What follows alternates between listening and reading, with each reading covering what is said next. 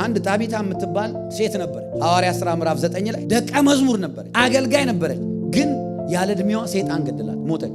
አሉ አቤት የሚጸልይ ኮንግሪጌሽን ስፒሪቹዋል እኮ ነው አሉ። ይሄ ዲማኒክ ነው፣ መሞት የለባትም ጣቢታ አሉ። ጴጥሮስ እዚህ ቦታ ነው ያለው፣ ቶሎ ብላችሁ ጥሩት አሉ። ጴጥሮስ ሲመጣስ ልብስ ይዘው ይኸው አንሳት፣ ሞቷን አንቀበልም።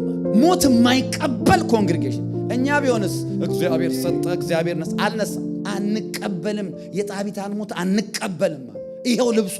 እቺ እኮ ደቀ መዝሙር ነች፣ ስፔሻል ሰው ነች፣ ኢምፖርታንት ሰው ነች፣ በዚህ ሚኒስትሪ ገራሚ ሰው ነች። አስነሳታል። ሁላችሁንም ዞር በሉልኝ አለና ከአባቱ እንደተማረው ገብቶ ብቻውን ጸለየ ይላል። ከዛ እጇን ይዞ አነሳትና ሰጣቸው ይላል። ገብቶ ጸለየ ይላል።